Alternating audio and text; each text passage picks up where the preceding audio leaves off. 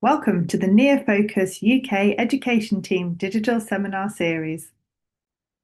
Hi, good afternoon, everybody. My name is Sadaf. I'm part of the NeoFOCUS Education Group. I'm also a consultant neonatologist at UCLH in Great Ormond Street.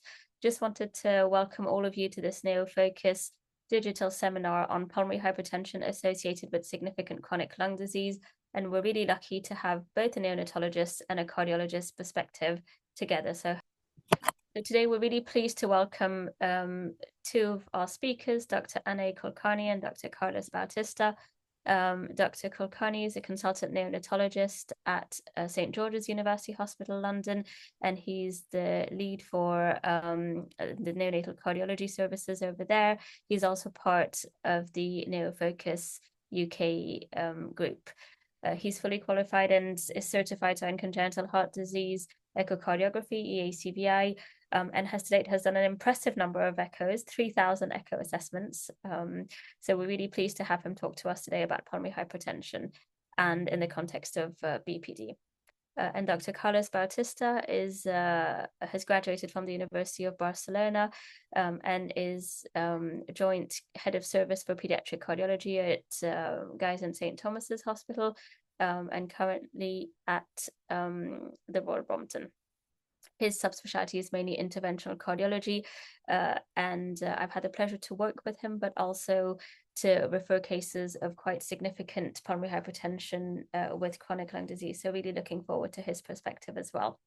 And at the end, we'll have two panelists joining us. We have Dr. Harsha Gowda, consultant neonatologist at Birmingham Heartlands, who's part of the NeoFOCUS UK Education Group, and also Dr. Mahmoud Montasser, consultant neonatologist in Scotland and also lead of the NeoFOCUS UK Education Group.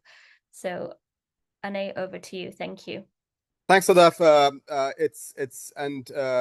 Good afternoon to all. It's a pleasure to be here with Carlos to have a neonatologist and cardiologist talking on the same problem and giving different perspectives. So as Sadaf said, I work at St. George's Hospital. I think pulmonary hypertension associated with chronic lung disease is a new phenotype that is emerging with improved neonatal care, with improved survival, with us looking after 22-weekers. And it's important to understand this disease pattern. So in this talk, for the next 20 minutes, so I'll talk about how common it is and what are the outcomes. Briefly touch upon pathophysiology of this condition. How can we screen for this condition? What are the service challenges? And I'll share some of our experience from St. George's Hospital. So we know that 1 in 4 babies born less than 32 weeks with BPD have pulmonary hypertension. In extremely vulnerable, so less than 25 weeks gestation, 6 out of 10 babies have pulmonary hypertension. Unfortunately, this condition carries a high late mortality risk. So half of the babies with pulmonary hypertension, with bronchopulmonary dysplasia, do not make it to 2 years of age. And actually, it can stay on for long. So I have in my clinic a little girl who I looked after as a registrar when she was born at 450 grams. She's now 15 and still has significant pulmonary hypertension and is under pulmonary hypertension service. We also know that there is a hyperreactivity to hypoxic state observed in these babies, in these children at 5 years of age. This is some work we did at our center, looking at actually what are the outcomes of this condition. So these are the survival curves, and on x-axis there are days of life, and on y-axis is the survival probability. And you can see 3 different curves. There's curve in red, there's a worm in green, and there's a worm in blue. And as the worm drops, that's the point where little ones have passed away. So your survival probability goes down. And as you could see, the red worm represents infants with bronchopulmonary dysplasia with no pulmonary hypertension. Green worm represents babies with bronchopulmonary dysplasia with less than severe pulmonary hypertension. And the blue one represents severe pulmonary hypertension. So you can see that this condition has impact. So not just presence or absence of condition, but the severity also has impact on the outcome. And as you could see in this particular data, the mortality can be quite late as you could see here, over 300 days, so almost a year of life. Pulmonary hypertension, within this data set, we observed that infants with pulmonary hypertension were 10 times more likely to die as compared to infants with no pulmonary hypertension. Infants with severe pulmonary hypertension were more likely to die when compared to less than severe pulmonary hypertension. And even less than severe pulmonary hypertension were also associated with death when compared to infants with no pulmonary hypertension. And we observed that pulmonary hypertension was independently associated with adverse outcome when you correct for gestation, when you correct for birth weight, gender, chorioamnitis, suggesting, and that observation has been described in the previous literature. This is some work. We looked at these infants when they what they do up to 2 years of life, and as described before, they are quite vulnerable for first 2 years of life, our increased risk of hospital admission, as well as increased risk of need for pediatric intensive care unit care. The BPD is and pulmonary hypertension is a kind of, there are lots of factors that are described in the literature relating to causation, possibly, or pathogenesis of bronchopulmonary dysplasia, pulmonary hypertension. So infants less than 800 grams, infants with large ductal shunting, where the lungs are exposed to left to right shunting for long duration, lack of antenatal steroids, severity of BPD, and barotrauma because of prolonged positive pressure ventilation. All of these factors contribute to this condition. This is a nice pathogenesis flowchart that was published a couple of years ago, where it demonstrated that with lung injury, there is an impaired vasculogenesis and angiogenesis. Both are different. So essentially, your cross-sectional area of blood flow is lesser. You have increased pulmonary vascular tone, but the vessels that are there are also abnormal, and they undergo remodeling, causing pulmonary hypertension within this particular subset of infants. So we have defined that this condition is bad, has poor outcome with late mortality up to 2 years of age. When can we screen? When can we look for it? I've put some questions here, and I will try and answer that in this presentation. So which babies we should screen? When should we screen? What should we screen these infants with? And even if they're screen positive, what do we have to offer? This is a consensus statement that is produced by European Pediatric Pulmonary Vascular Disease Network. This was published, I think, in 2021. And all the authors on this were pediatric cardiologists, bar one. There was a neonatologist from Oxford within that authorship, and they've come up with a flow chart in terms of management. The evidence base for those recommendations, as is the case in a lot of consensus statement, poor. Now, let's ask first question, which baby should we screen? Now, the list that is on the left side was suggested by George Hansmann from Germany, where if you have infants with respiratory compromise less than 28 weeks gestation, infants with established BPD at 36 weeks gestation, and any infant with prolonged oxygen requirement or unusual course, you should screen them. The bar chart on the right side is from Haesun from Korea, where they looked at 3 populations. So they used old definition of BPD. So mild means infants who were in oxygen at 28 days, but were in air at 36 weeks. So if you have a mild BPD, so if you're in air by 36 weeks, none of them had pulmonary hypertension. If you are moderate, so if you are in oxygen at 36 weeks gestation, 1 in 10 babies had pulmonary hypertension. And if you have severe BPD, as in needing invasive, non-invasive respiratory support at 36 weeks, 4 to 5 infants out of 10 had pulmonary hypertension. This is the data from our unit, where on the left-hand side, as we observed on earlier scans, so the denominator for this data was the babies with moderate to severe BPD. So any babies needing oxygen at 36 weeks onwards, so oxygen, NIV, or invasively ventilated. So if you're on low flow oxygen at 36 weeks, 1 out of 10 babies will have pulmonary hypertension. On the other hand, if you're on invasive or non-invasive ventilation at 36 weeks, 4 infants out of 10 will develop pulmonary hypertension. So within this cohort, 41% of infants, the pulmonary hypertension was severe.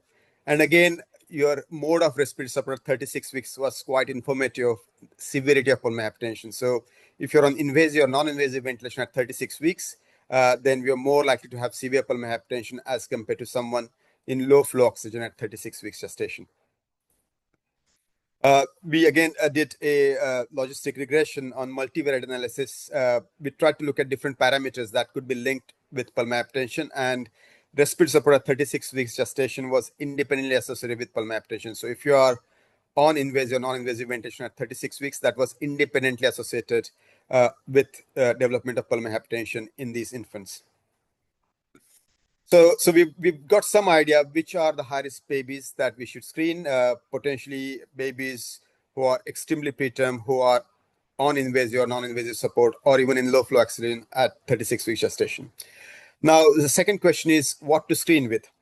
So echocardiography is the only non-invasive screening modality that we have. These infants, the scanning can be quite difficult because their lung windows are quite poor. In addition, you don't get typical features that you would see with acute pulmonary hypertension echocardiographically as compared to chronic pulmonary hypertension in these infants. But how sensitive is echocardiography? So there are good sides to echo. It's non-invasive, it's repeatable. You can have a serial measurements to understand the course. But this was a nice paper from Peter Murani suggesting assessing the sensitivity of echocardiogram in diagnosing pulmonary hypertension. And it's not very sensitive. In addition, so it's not sensitive in diagnosing whether there is pulmonary hypertension or not, a binary question. It also is not good in assessing the severity of pulmonary hypertension in terms of stratification. And those challenges one has to be aware of because absence of pulmonary hypertension on echocardiography at one moment of time does not rule out pulmonary hypertension. Plus, as I said, the severity cannot be well assessed in this population just by echocardiography. And there are different echo parameters that have been published in the literature that you could refer to diagnose on echocardiography. What other options you have? These are not screening tools, but these are the investigations that one would consider which to help diagnose pulmonary hypertension. CT, for CT scan, you need sedation, and actually it is quite labor intense to image pulmonary veins. We've just had a protocol written at our center, and it was quite difficult to actually achieve it in a non-cardiac center. The advantage of this imaging, you can look at the lung parenchyma at the same time, and actually this is the imaging modality of choice for pulmonary vein stenosis. As far as MRI is concerned, you need anesthetics, so you need these little ones to be intubated, ventilated, which is not neutral in these babies with severe lung disease. But the advantage is you can actually work out systemic and pulmonary blood flow. So it just gives much more dynamic information. And third one is cardiac catheterization. Again, you need anesthetics, you need infant to be in cardiac center. But the advantage of this strategy is potentially you can see the reversibility of the condition. And at the same time, you can close left to right residual shunts of prematurity if still left. But all these need specialist expertise, which involve infants being transferred to specialist center, which is not neutral by itself. Now, coming to third question, when to screen? In literature, there are various suggestions in terms of timelines that you can screen these infants, starting as early as 7 days. So again, this was Peter Murani's work from 2015, where there was a suggestion that infants who were born less than 28 weeks gestation, who were growth restricted, if you see pulmonary hypertension at 7 days of life, these infants, those showed very strong correlation of presence of pulmonary hypertension at 36 weeks. Usha Krishn's, again, this is a protocol from United States, suggested that you should scan at 2 weeks of life. And if there is evidence of pulmonary hypertension, then you screen them regularly. Some units suggest to screen them at 36 weeks. The advantage of this strategy is you need less resources. You need less people less babies needing to scan. And your respiratory course would be clear by then. That would kind of help you manage your screening strategy. At our center, we start screening infants at 32 weeks gestation, especially who are on invasive or non-invasive ventilation, and if they are needing more than 40% inspired oxygen. And the reason to do it 32 weeks is there are a few interventions that you could consider at that point till you reach to 36 weeks. Now, I would like to spend some time talking about this condition, which we are seeing more and more, pulmonary vein stenosis and prematurity. I put there 3 papers showing an association of extreme prematurity and this particular condition. The study in the middle was from, so lead author was Professor Daubeny from Brompton, and I was there at the time. It is impressive to see within that, it's a rare condition, but within that cohort, significant proportion of infants had pulmonary vein stenosis. This condition particularly is quite difficult to diagnose. As I put here within this cohort, 4 out of 10 babies who had it were born prematurely. The median age of diagnosis was quite late, up to 6.5 months. 6 out of 10 had a unilateral diseases, and 80% of them had a left-sided pulmonary vein diseases. Echocardiography sadly does not rule out pulmonary vein stenosis. There was a paper suggesting that you need median 5 echocardiography assessments before diagnosing pulmonary vein stenosis. However, all these infants had a pulmonary hypertension phenotype.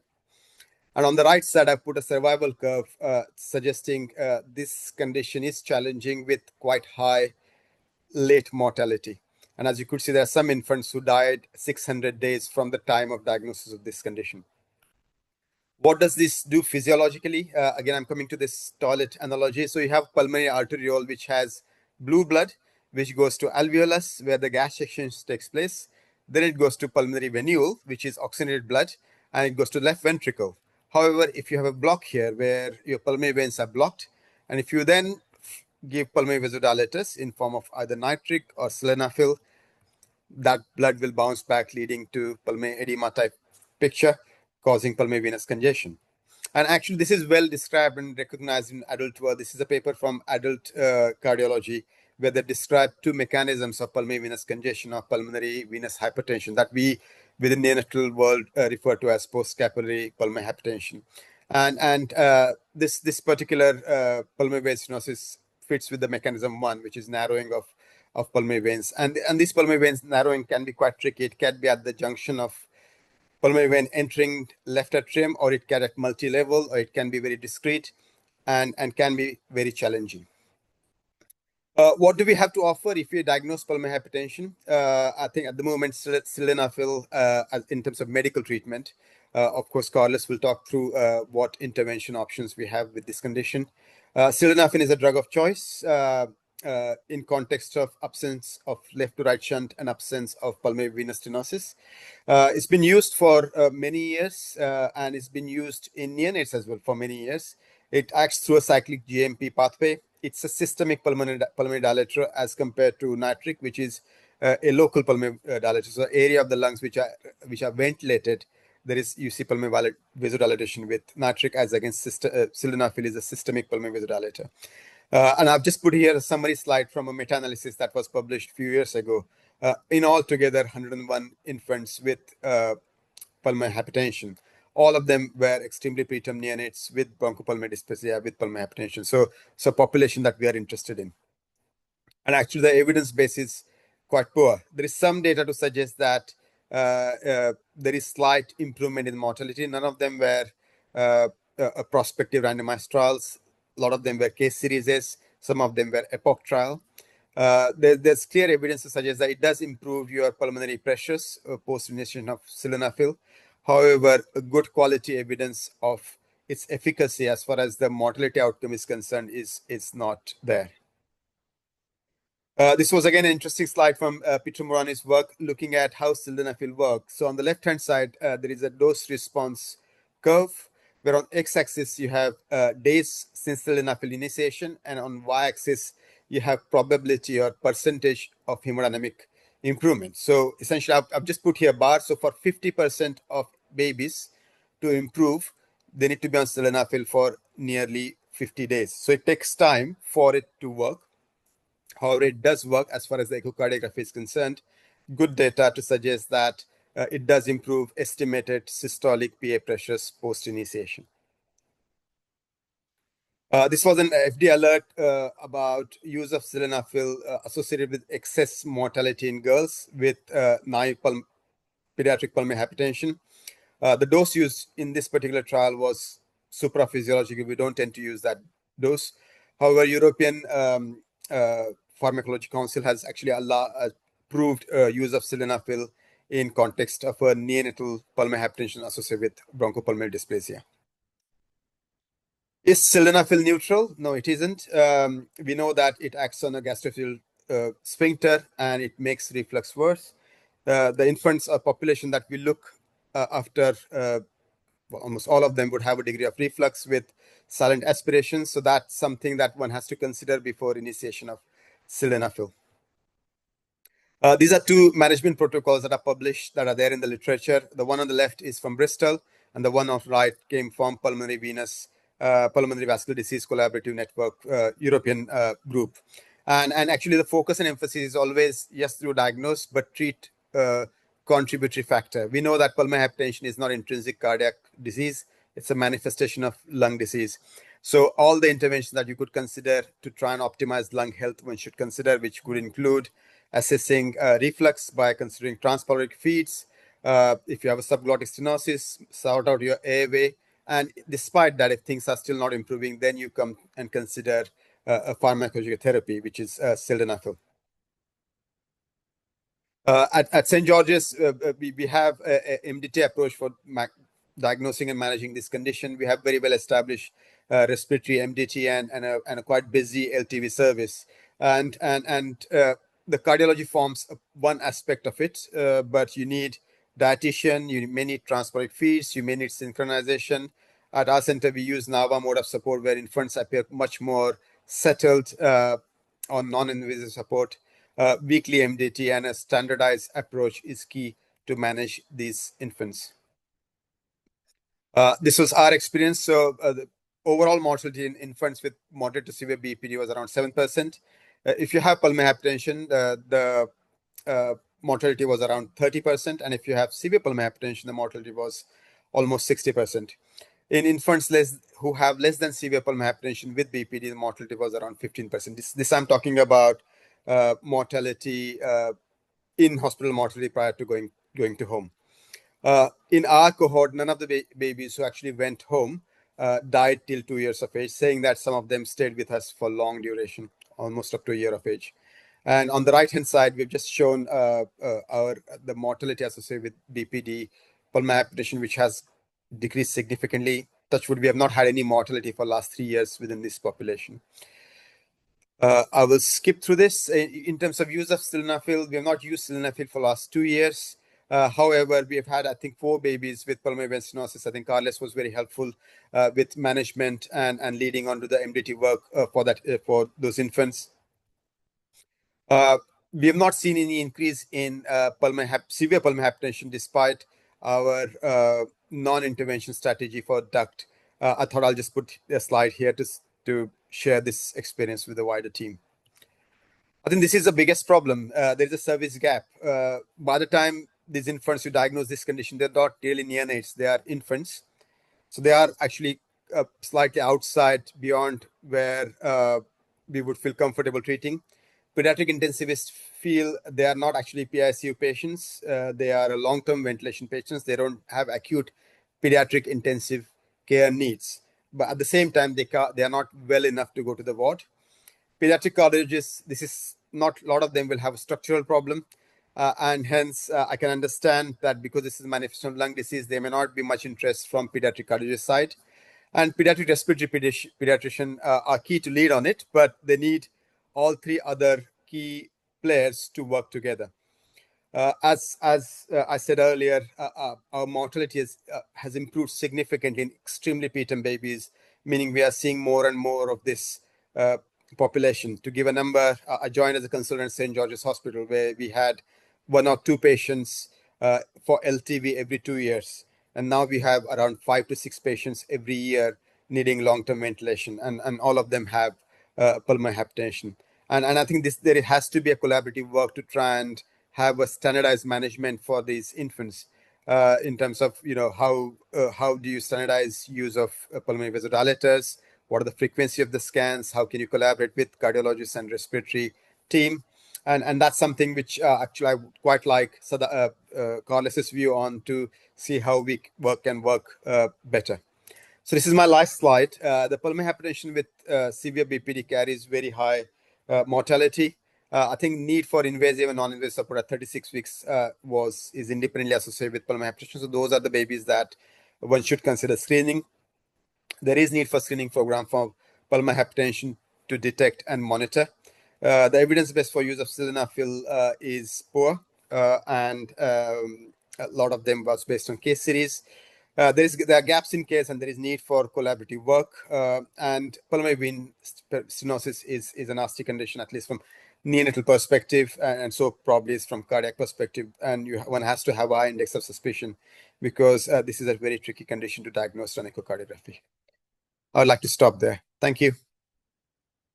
All right. Okay. Hi, I'm Carlos Bautista. Thanks for the kind introductions that happened, and many thanks for inviting me to give my thoughts on this topic, especially to Anay, who we talk very, very often about this.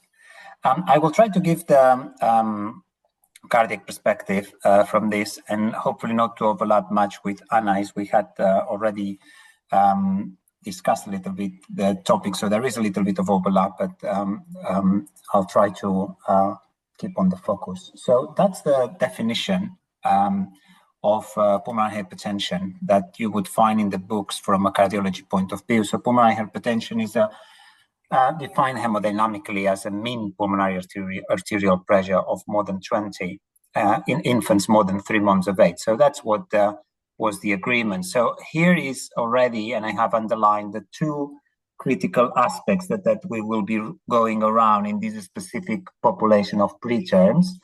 The definition involves invasive monitoring of the pulmonary hypertension, which we don't usually do on premature. So that's the first pitfall, I would say. The second one is apparently we have to wait up until they are 3 months of age to make the diagnosis, which is very bad. And that's another area that I would like to highlight during my presentation.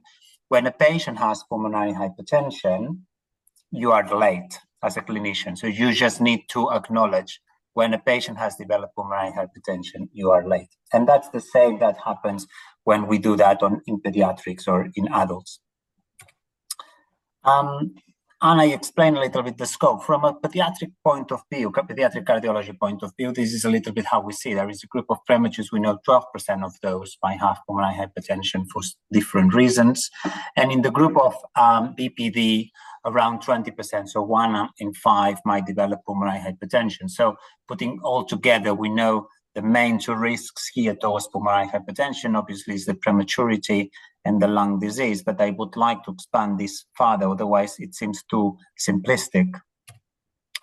What is the assessment? And I mean, I know Anay and the group at St.George's or Sadaf and the group at UCL and others, they might just think that the coming slides are too basic, but for me it's very important because it also shows how dependent we are on echo. So just a very quick go over the Ohm law and how we calculate the pulmonary pressure and how we estimate that from an echocardiographic point of view. So taking into account the Ohm law, so then the pulmonary arterial pressure depends on the flow, the QP, the flow, the PVR, and we cannot forget that there is a component on the LA pressure. And in order to do that, we usually sometimes take some assumptions, and sometimes we cannot get the critical numbers. So then this will affect how we approach our patients and the management. A very strong reminder that PVR has nothing to do with pulmonary arterial pressure. Sometimes this concept is misunderstood. So then we would have 4 scenarios, 4 mechanisms whereby the pulmonary pressure would increase. Those mechanisms where we increase the QP, so anything that increases the pulmonary flow, anything that increases the pulmonary vascular resistance at the microcirculation level, anything that increases the pressure in the left atrium, or a combination of those 3.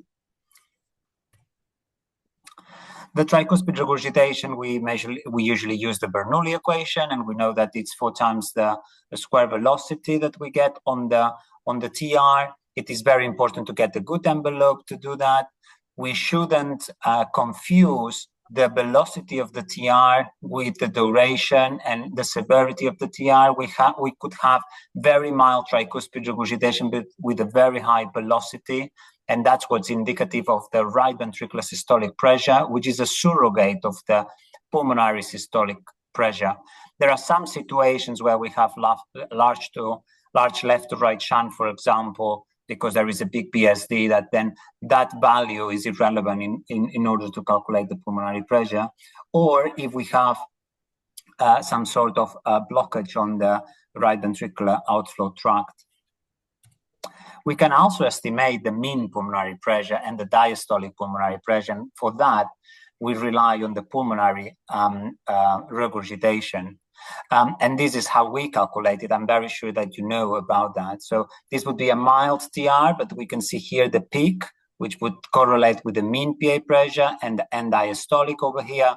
And in this patient, for example, that probably has much higher pulmonary arterial pressures, that would be the peak and that would be the mean diastolic. It does rely quite a lot on the RA pressure available here. So usually those patients don't have normal RA pressure. So if you have catheters or PICC lines that get to the SBC or the RA, it is very good at the time of the assessment that we also get an RA pressure to be as much accurate as possible.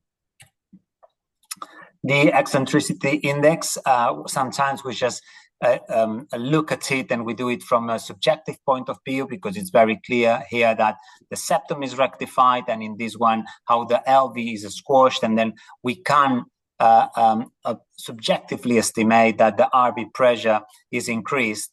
And then by that, we are saying that the pulmonary pressure is also increased, and there are some values and ratios that we use in the premature population.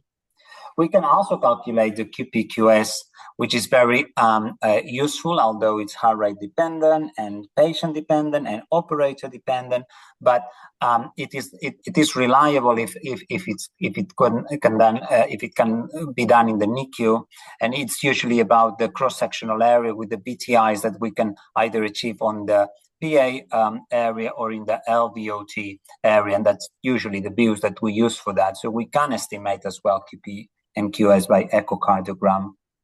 Very important in the part of assessing the function, and also when we calculate the fractional change on the right ventricle, to have values of the diameter of the tricuspid valve annulus, and also at the mid cavity and also at the lower cavity, so we can compare in the future and see if there is ongoing dilation of that right ventricle and right cavities. And this will also help to calculate the fractional area change, which is kind of a surrogate of an ejection fraction on the right ventricle. The TAPSE, all of you are used to the value, and then we can have hyperdynamic, especially when we have volumes overloads, and we can have a TAPSE that goes down when we have a patient with impaired function.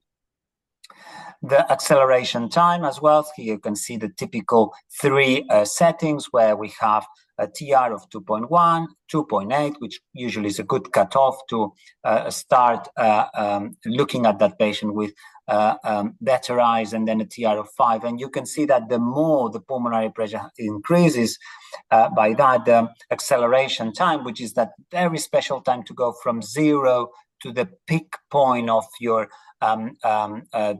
value, then you can see that the more you have or the higher the pulmonary pressure is, the smaller the acceleration time is. So that's also a very useful value. Tissue Doppler in all their areas, in the tricuspid valve annulus, but also in the septum, and there are tables of values that you can calculate, and from that you also can calculate the timings for isovolumic contraction and relaxation, and you can then go to the tables and see if those are normal or not. It is usually very useful to see a pattern like that, which is very normal, and compared to a pattern like that, as you can see, it is very abnormal. And finally, in the unit, we are using more and more strain, because the software is now usually embedded into the echocardiograms. It's not difficult.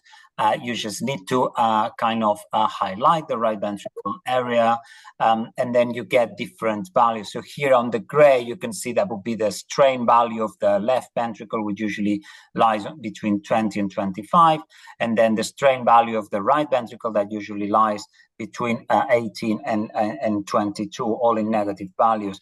And the more you have, for example, pressure overload, you can have different variations between segments. If you have volume overload, then the strain increases. And if you have failure, then the strain goes towards 0. And those are very good subclinical markers of a problem ongoing on the right ventricle. And I would say that they are key in the assessment of patients that are at risk of pulmonary hypertension, because I said at the beginning, what we want is to pick this up before the pulmonary hypertension establishes. And here in a better view, you can see the tricuspid regurgitation, a big TR that we have assessed. Quite easy to just mark the right ventricle and how you can get, for example, this patient already had RV dysfunction as a result of pulmonary hypertension, and the strain values going higher than minus 18, which would be normal ones. So those are very good to assess deformation. Usually the software also can explain you which segments, and usually the ventricle is divided in 6 different segments that you can see here in different colors. So you can see how every segment behaves during deformation, and usually the septum is much more rigid than what it is the free wall. So you can also estimate how much impact this is having on the ventricular function. So having said all of that, and I will come back to some of the values, and there are some more, but those would be with big numbers, the ones that I would do on a patient that is coming to assess this.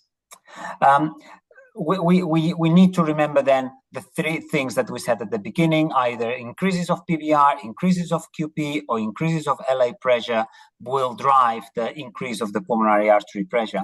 And this is the classification from the group I said at the beginning, the international classification for pulmonary hypertension. The reason why I say that is because I'm going to try to mimic what we do in these premature babies with BPD plus minus pulmonary hypertension. The patients in the adult group that usually are classified as group 3 are patients that have pulmonary hypertension due to lung disease or hypoxia. So this is the group where the BPD patients should fall. But you know much better than me that they don't usually fit that group only.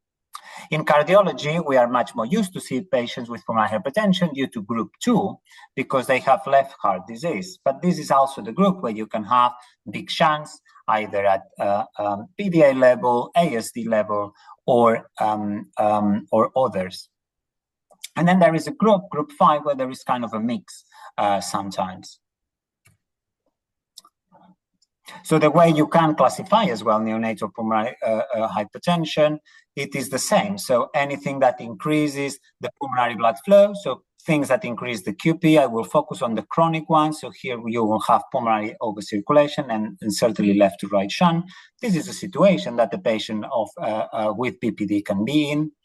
Then you can have the possibility of increasing on PVR, and in chronic situations, that would be the clinical setting of chronic lung disease. That's what the adults would say, group 3. And then anything that increases the wedge pressure, so that is pulmonary veins problems or LA problems, and then dysfunction on the mitral valve, aortic valve, or on the diastole of the left ventricle. And that would be that group here, which would be between group 2 and group 3-5 in adult cardiology.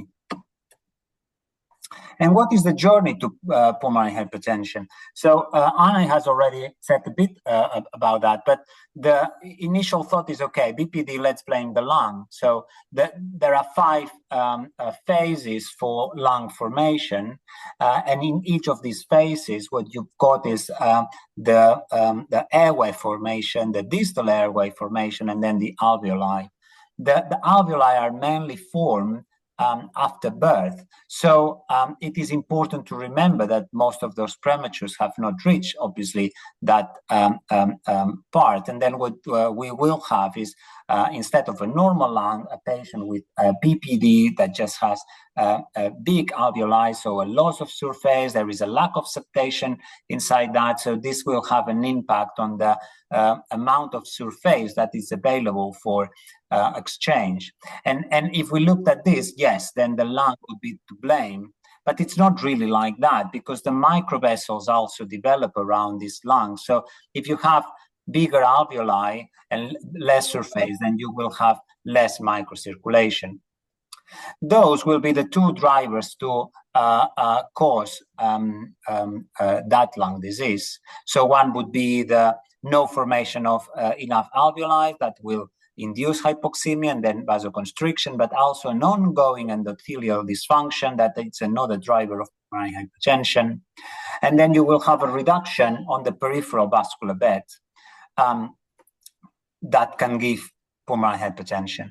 And you have a third factor that on top of that, patients with PPD can have, either whether you have PPD or not, or neonates, which is increased pulmonary blood flow. And this is independent whether you have had a good alveoli formation or a good peripheral vascular bed formation. You can have a PDA or you can have an ASD that increases the flow. So we cannot just look at this from those two aspects on the sides. This also cannot be forgotten. And what would be the gradient? So following from the previous classifications of PPD, where they were much more focused on oxygen demand, I think now there has been a shift towards a classification that it's more what kind of support is needed. And Anna already mentioned that. For me here, the importance is that the classification and the grade of PPD depends on how much invasive or non-invasive support the patient needs, and also these 36 weeks. It is true that it's recognized that before 36 weeks you can already highlight, but the definition specifically says at 36 weeks, which is also a little bit concerning, because it makes me think that we are committing the same error that the adults have done. So up until you don't reach a specific age, you cannot diagnose it as such. And what about the pH gradient in prematures? Do we have a really reliable gradient? Well, I don't think there is a universal 1-to-4 gradient as in the PPD. It's sometimes difficult. Sometimes it's based on the pressure ratio, so how much you estimate the systolic pulmonary pressure can be relative to the non-invasive or invasive systemic blood pressure at that moment, or sometimes due to the shape. But it just gives a lot of a situation of error and bias to my understanding. And sometimes through the clinical timeline, we say, okay, that premi has early pH or that one has late pH. Well, I don't quite agree with that. So either you have pH or not pH. What you want is to detect it at time, not when it's already well established. And then if we try to extrapolate from the concepts that the pediatric and adult colleagues do for the treatment of pulmonary hypertension, that would be what it happens. So patients in the group 3, the priority is fixing the underlying cause. So for example, for COPD, bronchodilators, antifibrotics for interstitial lung disease, CPAP if there is a sleep disorder. They try to maintain saturations above 90% and they give oxygen. The sildenafil is not recommended, mainly because it has proven to give a PQ mismatch and makes things worse. The only medication currently approved is the inhaled teprostenil, and it's only for a specific interstitial lung disease. Diuretics and beta blockers are usually, diuretics are advised, but there is an avoidance of beta blockers in this group because they can cause more spasm. On the group 2, the priority is not the lung, it's more treat the heart. So the lung vessels you can forget about. So anything that will lower the left side pressure, so aggressive diuresis, and then treating the heart failure with new medications, beta blockers, spironolactones, the new inhibitors of the SGLT2 that work very well, and then managing whatever is there, so valvular disease or pulmonary vein disease. Sometimes if there is a combined pre and post, then as a rescue treatment, you can use sildenafil, but it's not the first intention either. The sildenafil was defined for the group 1, so neither for the group 2 or group 3. So this already brings some uncertainties of what we are doing in the prematures, because certainly we are also moving away of what they do in adults. And that's the explanation for the mismatch. I'm not going to stop here much, but obviously if you vasodilate areas that are hypoventilated, certainly this doesn't bring anything new or good for the patient. Important to remember the concept of ASD in this group of patients. So we are being able to diagnose more and more atrial septal defects in the group, and especially across Europe, North America, and Asia. It's the second most common heart defect diagnosed in this group of patients in front of the PDA. And we know that patients with ASD and significant left to right shunt have a higher mortality rate and a poorer prognosis later in life. But again, these questions will sound very similar to what the approach for the PDAs is. So what is a hemodynamically significant ASD in a premature? It's just about the size. There is a rate of a spontaneous closure in ASD, but we also know that the ones that are very small and have been under left to right shunt at atrial level in the context of PPD, they can have a higher risk of pulmonary hypertension. And there are specific associated risks like trisomy 21 or patients that have been on oligodrabnios before. So then the clinical picture, it's one after the other: prematurity plus PPD, especially if it's severe, and then the presence of shunts, and then the pulmonary hypertension.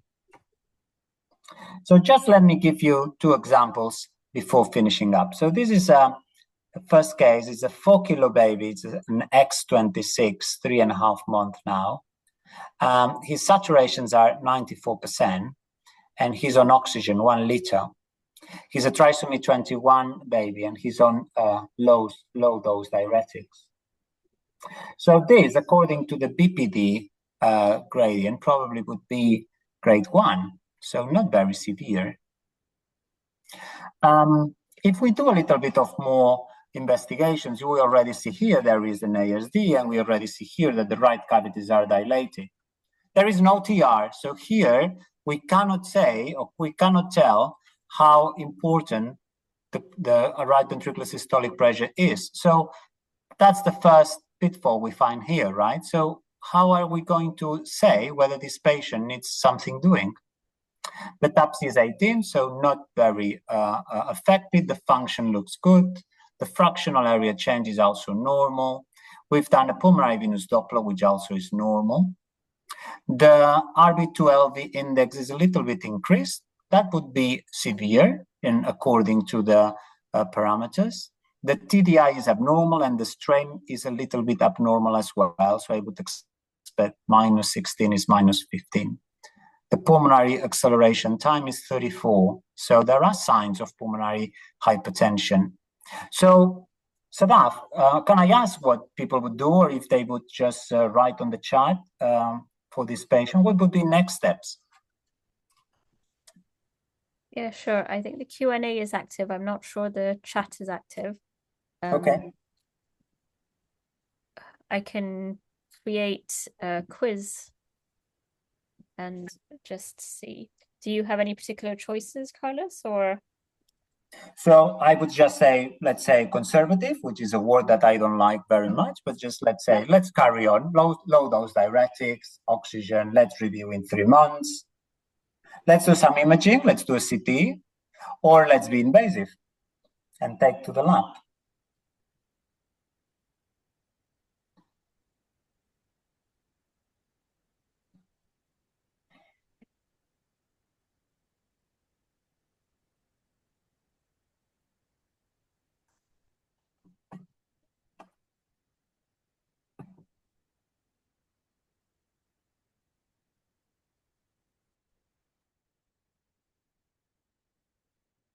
Let me just try and see if this works.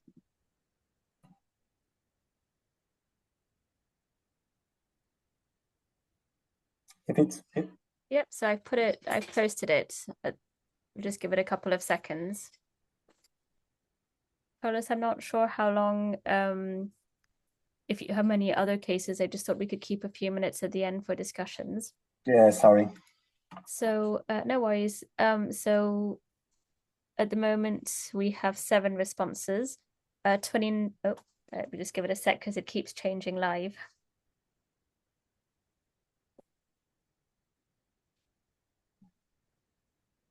Okay, so out of 13 people, 38% would be conservative, 46% would want to do imaging, and very little would want to be invasive, 15%. So only 2 people have voted for invasive.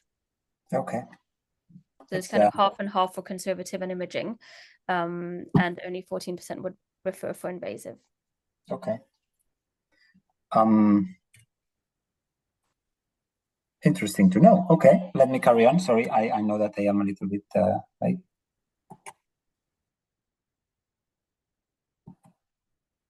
Yeah, so according this was shown by already by Anay a little bit the steps that would be taken there. So this patient, according to the assessment we've done, we don't have a TR, but most of the parameters suggest that this patient has established pulmonary hypertension.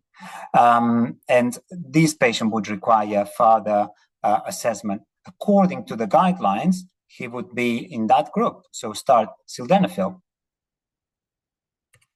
I took this patient to the lab. The main pulmonary pressure was 31, so certainly this patient had pulmonary hypertension. The QPQS was 1:1, and the PVR was 7.5. So this patient was struggling a lot. So there was a significant amount of PVR. The normal is less than 4. And when I did reactivity test to this patient to see if the PVR would go down, so that this oxygen plus nitric, the QPQS increased to 3.5, and the PVR went down to 1.7. This means, from a cardiac point of view, that ASD is hemodynamically significant, and that patient is struggling with this additional QPQS that he's getting from the ASD. So I'm just leaving it there. Then case 2 would be, it's a 3-month, 27-week patient. He was 10 days ventilated, and had a suspicion of coarctation initially in life. And now it's coming to clinic. It's now 3 months. He's on SATs of 93%, but he's not having any oxygen. The chest X-ray, it's a little bit blackish, I would say. There is also small ASD. There is good flow in the pulmonary veins, and the function looks fine. There was still this suspicion of flow acceleration on the aorta, but nothing really relevant. 2 months afterward, this patient presents again, and the SATs have dropped to 91%. I just remind you, he was not on oxygen. And the Doppler pattern has changed now. It's continuous. And we see clearly flow acceleration on the left side, on the left veins. You can see it here better. I'm struggling to see the right veins. You can see the abnormal Doppler pattern and the gradient of 11 millimeters of mercury. This aligns with the poor condition of the patient. So you can see here flow acceleration on one of the right veins as well. I cannot see the right upper as I had seen before. And when I took the patient to the lab, you can see that's an injection on the left pulmonary artery, and I see a very nice return towards the left lung. When I inject on the right pulmonary artery, there is no return on the right pulmonary veins here. Everything that returns goes through the left. So that's quite concerning. This patient had a full disconnection of the right pulmonary veins due to pulmonary vein stenosis and had a struggle with veins on the left. He required a specific treatment on the veins of the left. Just wanted to show you the imaging. So that's a direct injection on the left upper pulmonary vein. You can see here how it finishes in a sudden stop. And there was also some gradient on the left lower. So he required ballooning plus minus stenting of those veins. That's one of the treatments that we do. That would require another full session. But just wanted to show how nasty the disease can be and how quickly it can move. The mechanism for pulmonary vein stenosis is usually the proliferation of myofibroblasts at the junction of the vein with the left atrium typically starts affecting the left veins and usually then goes to the right veins. There are different genetic syndromes associated to chronic lung disease or problems on the lung, and specifically when there is also significant left to right shunt. The core principles for the treatment of pulmonary vein stenosis is identifying the substrate, make sure that there is not additional stimulus, and to start anti-inflammatories. So this is a very nice paper that shows that all the shear stress that goes left to right shunt in these patients increases the risk of proliferation of pulmonary vein stenosis. And this really applies on patients with BPD. And we use sirolimus to inhibit the mTOR, which is the gate to activate the proliferation of the myofibroblasts. We currently have 30 patients in the specific program for pulmonary vein stenosis. From those, only 14 are on sirolimus, but it's working very, very well. And you can see what the difference has been. So with sirolimus, the mortality has plateaued, whereas before those patients were dying or were going into the palliative care. So just the last two set up, and it's open to discussion. So for me, this group of patients needs a specific functional assessment. I usually start with the function. If the function is down, then you are late. So that's the main concept on pulmonary hypertension. When the right ventricle starts failing, is because you are late. Very important to do a full assessment, which is heavily echo dependent. But remember that if you can do some invasive, especially on the RA pressure, that's important. And do not forget the pulmonary veins and the lung ultrasound that we have now included in the assessment to make sure there is no congestion. And what we need moving forward, my thoughts, I think the screening pathway and the hard points, I think we need a little bit much more collaboration between neonatologists and cardiologists. We cannot wait up until they are 36 weeks. I think the PPD with and without large shunts and pre-pulmonary hypertension, we should aim for a subclinical status and to understand those patients before they have established pulmonary hypertension. And what about those with PH? So we should agree to what is PH in a premature baby. I don't think the adult criteria apply here very well. I think we should develop some sort of a score or a clinical score or a combination of both that allows us to be a little bit more accurate. I think the large shunts, I haven't touched here the PDA, but the large shunts here at PDA and ASD level need further assessment because they contribute to the disease. They make things worse, and they make the prognosis quite dull for these patients. And obviously, the early detection of PVS, of pulmonary vein stenosis here is key. Otherwise, then when you are late, very difficult to recover those. Thank you very much. Sorry, I clearly overrun. No worries, Carlos, and thank you so much. That was really interesting. There will be a QR code if you can see, that's going to be for the feedback, and there's a second QR code if you can all fill it in for a PDA assessment practice survey. And Mahmoud, I'm going to leave this on for a couple of seconds, but I'm opening the floor to you. I just wanted to say to both speakers, thank you so much. That was really, really interesting and definitely is going to change my practice moving forward. Thank you, Sadaf. And thanks, Anay and Carlos, for this wonderful talk. Really very excellent and, food for thoughts. I think we'll probably need to think a bit more about our practice here, as you said, Carlos and Anay. And it's interesting that Anay, you already started practicing a bit earlier to screen for PPD, because I know most of the recommendations and guidelines currently are around 36 weeks, which is, I totally agree, is quite late, actually. If you think about 22-weeker, is going to be more than 3 months by that time. And in Iowa, they start screening around 30 weeks, actually. So maybe that's something we need to discuss when we put our, we're currently developing our hemodynamic framework as well.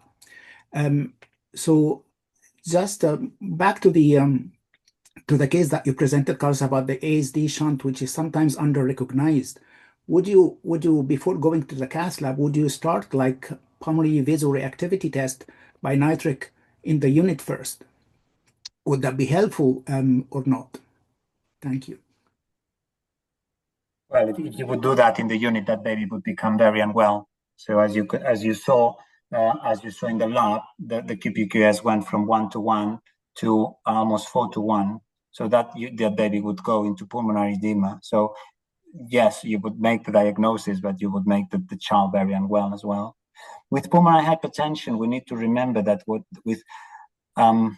when the patients start having normal SATs, usually that's what the adults would say, that's a honeymoon, because this is when the QPQS is 1:1. So it seems everything is perfect. But the next thing that will happen afterwards is that the QPQS will go lower. That's the typical Eisenmenger physiology. And then if you have an ASD or a PDA, you will start shunting the other way around, and then the patient will start desaturating. And then this is when you are certainly very late. This patient has been under high PVR for a very, very long time, and now the right ventricle will start failing, and so on. And this is what will lead to mortality. Yeah, absolutely. And that's why sildenafil is not always a good choice. So we need to think what's the underlying pathophysiology. Yeah, thank you so much. Thank you. Shall we go on the questions on the chat? There are some Q&As out there. The first question is by Erica. Do you use prostacyclin analog or soluble guanylate cyclase stimulator for chronic pulmonary hypertension? Anay or Carlos, do you take this? I think I would let Carlos take this. I think as a neonatologist, reach is sildenafil and then call cardiologists.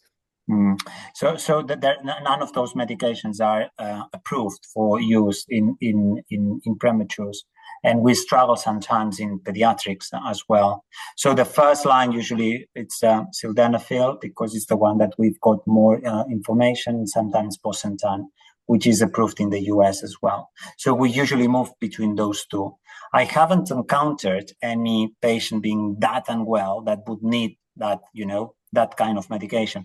But having said that, I don't think we are where we are 10 years ago. So you guys have been rescuing these prematures, and you will continue to do even better in the future. So I'm sure we will get there. The issue is we just need to be able to identify and then to escalate and see what kind of medications they need. Thank you. The next question is by Orania. I think she's asking about a question about the case 1, Carlos. What was the echo finding on case 1 that worried you to take the patient to lab versus following the guideline and starting sildenafil? Well, obviously I did in purpose, not showing how the right ventricle was squeezing this left ventricle. It was more than rectification of the IBS. The pulmonary,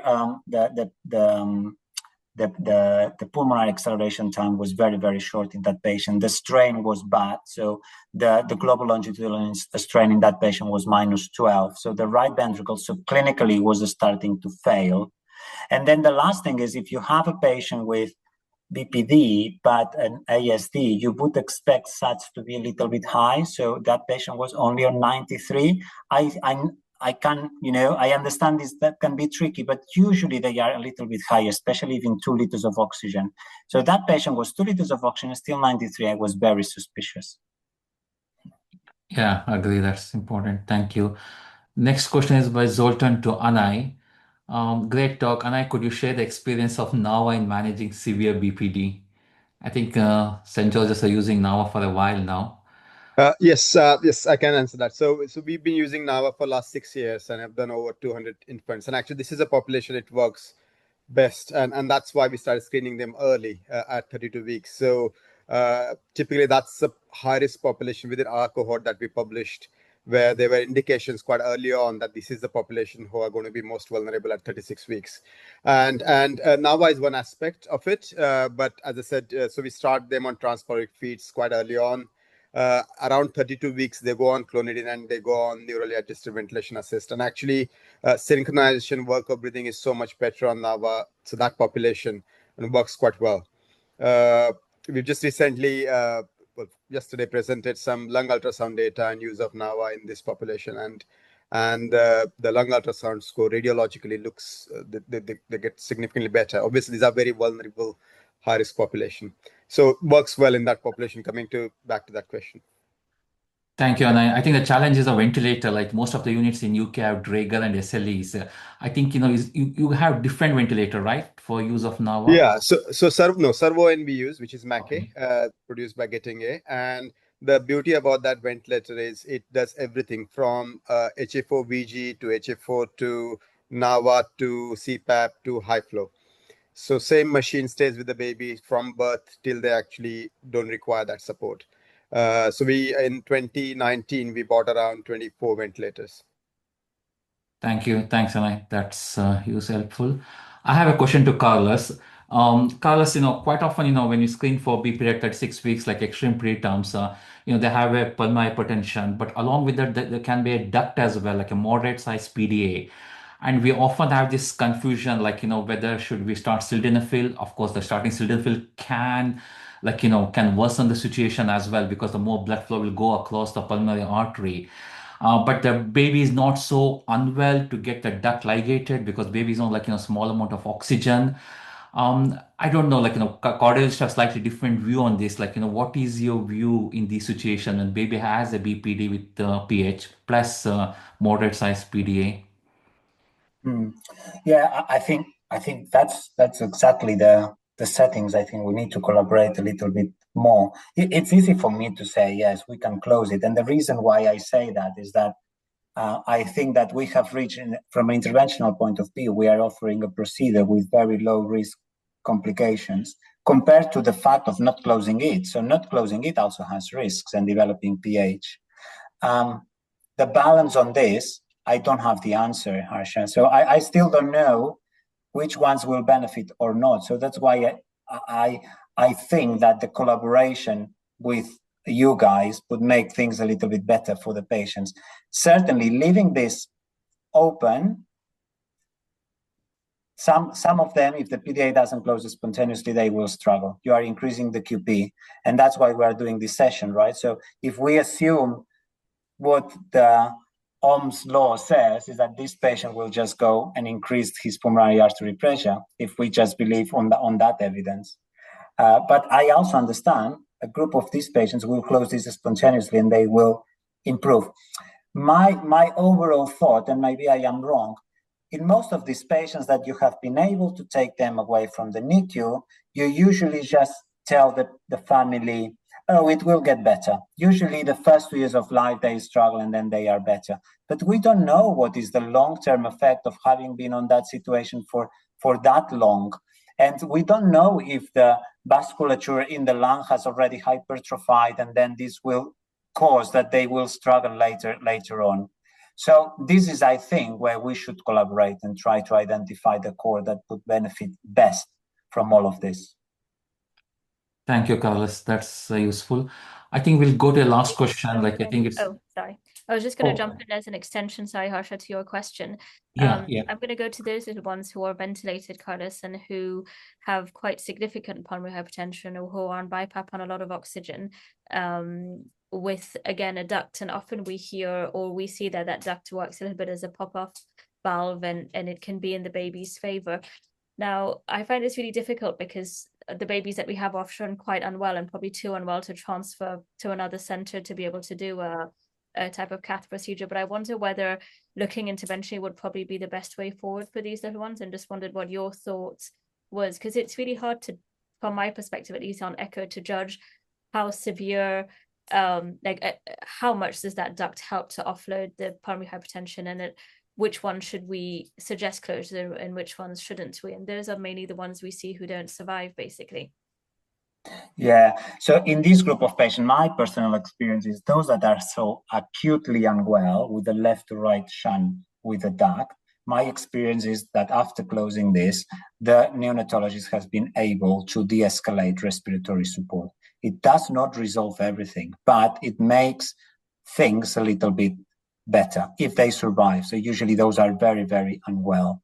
And the criteria here would be to have a clearly left to right shunt when they are so badly.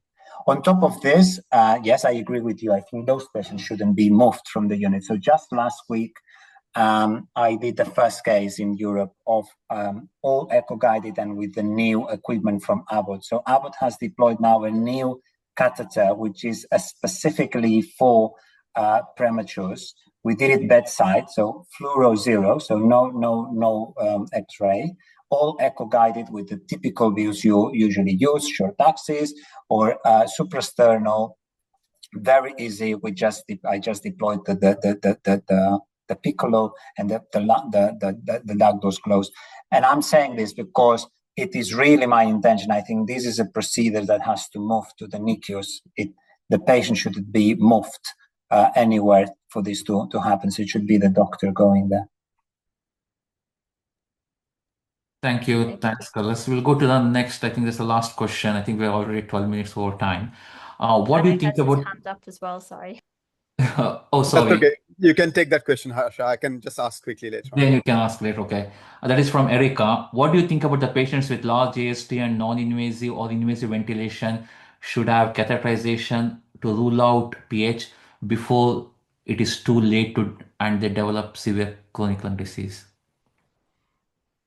Yeah, I think this is just, that's why I put that example, because it really shows that clinically the patient didn't look like that unwell, but when taken to the lab, that patient was very, very unwell. So I think large ASDs above 8 millimeters with this kind of QPQS 1-to-1 or SATs just around 93 or not above, those are very suspicious cases that we should take on board. I'm not saying that we can approach all of them, so there is a specific technical limitations here as well from an interventional point of view to close those ASDs. But what we cannot do is just ignore that there is a left to right shunt, because this is contributing to more pulmonary arterial pressure increasing. Thank you. Thanks, Carlos. Thank you for watching.